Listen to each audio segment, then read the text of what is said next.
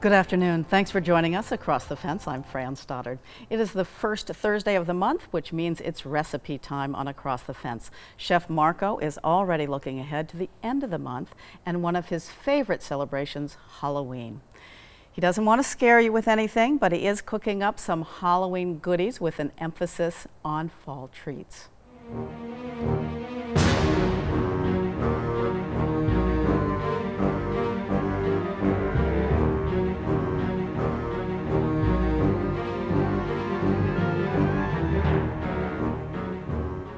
Hi, I'm Marco Ayala, and I'm here to share another recipe with all of you.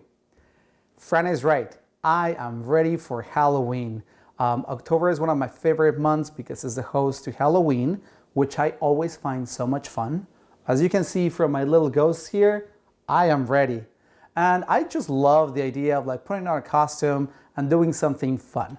And speaking of fun, I wanted to make a recipe that will be fun for the holidays and that you could make either for a Halloween themed party or with the kids, the grandkids, something that everyone is going to enjoy.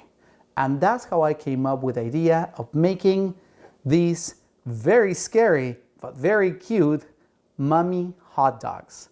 Aren't those really cool looking? So let me tell you how to put them together. First, you're gonna take 1 can, 8 ounces, refrigerated crescent rolls, and you're gonna pop it open.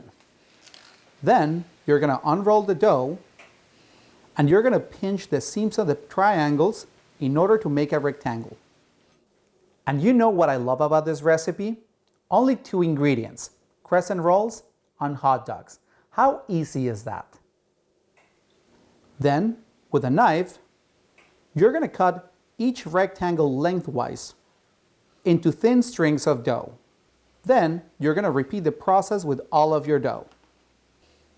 Then you're going to take a hot dog and 3 or 4 strings of crescent dough. You're going to wrap the hot dog around with your dough, stretching it slightly to make it look like bandages. And you don't have to be too neat with this part of the process. In fact, you kind of want your mummy to look kind of raggedy, as if it has come back to life from thousands of years in a crypt. Once you wrap all your hot dogs, you're going to bake them at 375 degrees for about 13 to 17 minutes until the dough is lightly golden brown and the hot dogs are hot. And once they come out of the oven, you're done. It's really that easy. So, as you can see here, I put some candied eyes on them. They sell those at pretty much any grocery store. However, you can also use some mustard or something that makes a little bit of a contrast to put the eyes in there. So I really hope that you give these a try. Like I said, they're very easy to make. I think the kids are really going to enjoy them. And if you have them for a get-together or a party, I can guarantee they're going to be a hit. And I'm going to use my Halloween magic because just like that, now we're talking apples. And that is one of my favorite things about fall in Vermont. Fresh apples. Nothing like a nice crisp apple. And there's so many varieties to choose from. I always recommend getting your apples locally from your local orchard because 1, you're supporting your local economy, and 2nd, you're also supporting your local farmers, which I think is very important. And most importantly, then you know where your fruit is coming from. In fact, I usually get my apples at Hackett's Orchard because they're great people there, and it's just up the street from my house. And I get to see Deb Plumley, who is a really good friend of Across the Fence. If you remember, Deb used to share her recipes here with us at Across the Fence.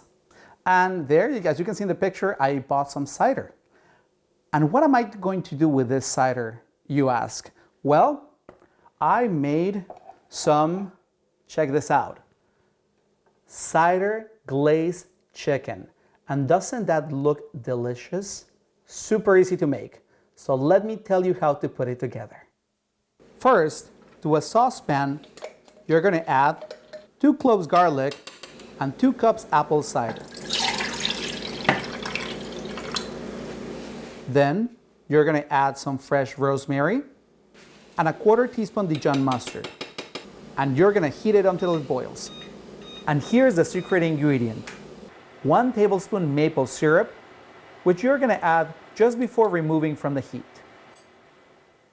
And what you're doing to the cider is that you want to infuse it with all these flavors, and also what you want to do is reduce it to about 1 cup, because I really want that flavor of apples to come through and to really pack a punch.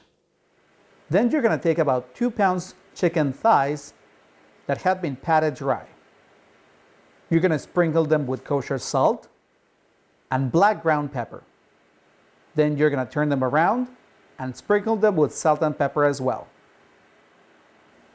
And I'm using chicken thighs for this recipe because they tend to be very flavorful. However, you can use whichever pieces of chicken that your family enjoys. I know that there's people out there who love chicken breast. Some other people like chicken drumsticks better. So just use whatever pieces of the chicken that your family is going to enjoy. Then you're going to heat a skillet and spray it with vegetable oil. Once it's hot, you're going to add your chicken and let it cook until it starts browning. Then you're going to turn it and let it cook. Once the chicken is brown on both sides, you're going to add the glaze, and you want to continue cooking that chicken until the glaze is reduced to about 1/4 cup, 1/2 cup. You're going to notice that it's going to get thick, and I always keep some glaze to be able to pour it over my chicken just before serving. And doesn't that look absolutely delicious? I think that this is a recipe that your family is going to really enjoy, and I hope you give it a try.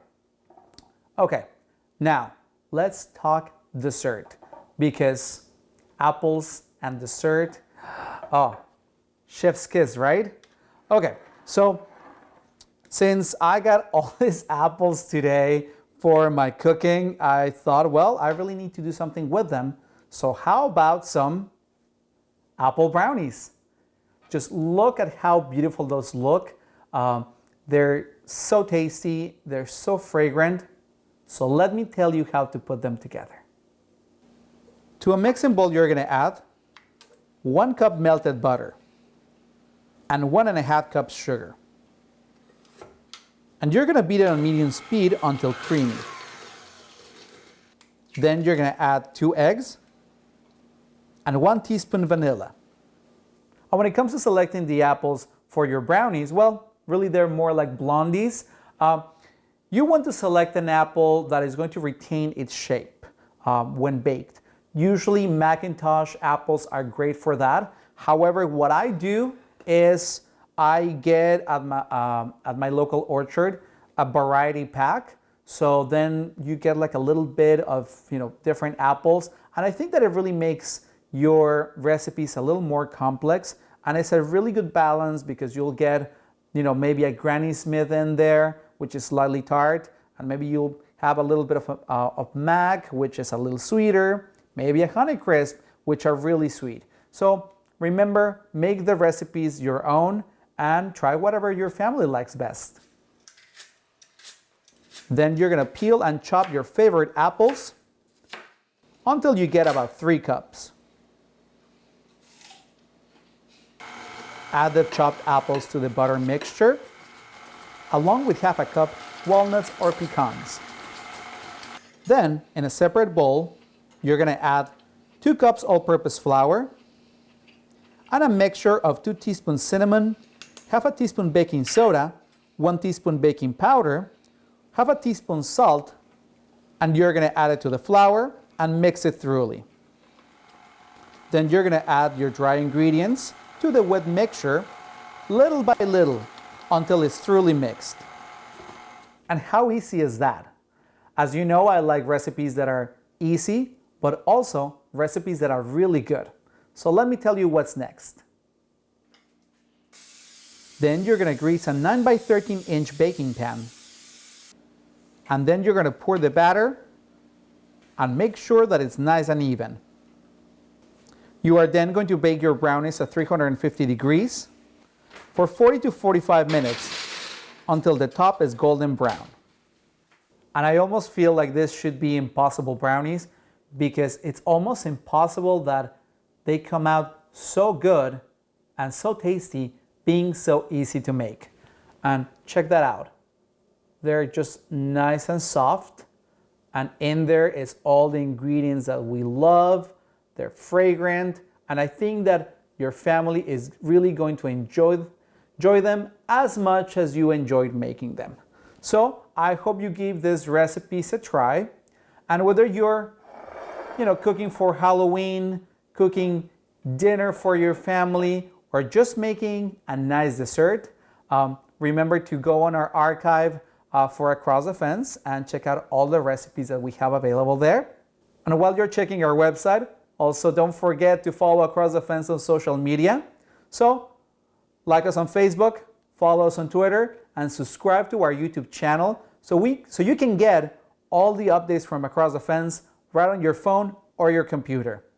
And on that note, from my kitchen to your kitchen, happy cooking. And I'm gonna try one of these little mummies.